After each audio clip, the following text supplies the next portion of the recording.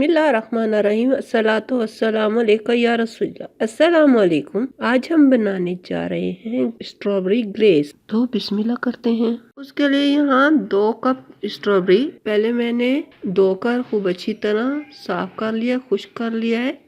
अब इनको ये थोड़ा सा साफ करके काट लेंगे और अब हम ब्लेंडर में डालकर इसको ब्लेंड कर देंगे। थोड़ी फ्रोज़न स्ट्रॉबेरी भी मैं साथ यूज़ करूँगी।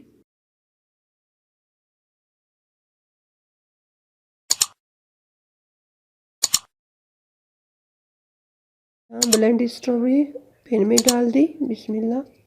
तो अब इसमें आधा कप चीनी का हम ऐड कर देंगे। बिस्मिल्लाह। अब पैन को आग पर 10 मिनट के लिए पकने रख देंगे।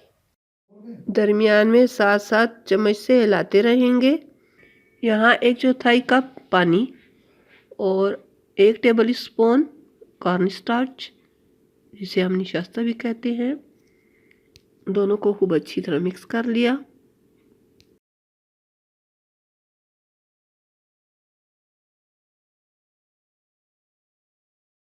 अब ग्लेज़ को पकते हुए 10 मिनट गुजर चुके हैं।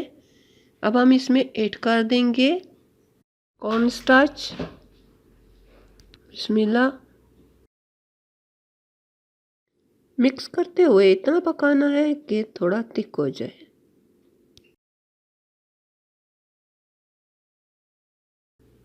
ग्लेज़ ऑलमोस्ट तैयार है। इसमें आधा लेमन का जूस हमने ऐड कर दिया। बिस्मिल्लाह। और साथ ही 1 टीस्पून मक्खन। मक्खन से इसमें शाइनिंग आएगी।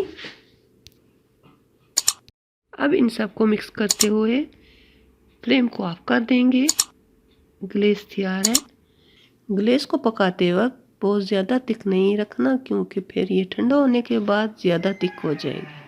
अब इस गरम ही को हम छलनी से निकालेंगे। छलनी से निकालने के बाद फिर एक उबाल दे देना है और फिर ठंडा करके हम सर्व भी कर सकते हैं और रेफ्रिजरेटर में सेव भी कर सकते हैं। ठंडा होने के बाद हम केक, चीज़ केक, डोनट और पी वगैरह पर ऊपर डालने के लिए यूज़ कर सकते हैं। और ज़्यादा सुर्खी के लिए आप कलर का इस्तेमाल कर सकते हैं। मुझे कलर पसंद नहीं है, इसलिए मैंने कलर इस्तेमाल नहीं किया। ये अब ऊपर केक के ऊपर भी डालकर देख लेते हैं। कमेंट में अपनी राय से ज़रूर आगाह कीजिएगा कि आपको मेरी रेसिपी कैसी लगी। अल्लाह ताला हम सब का हामी और नासिर रहे। अल्लाह हाफिज़।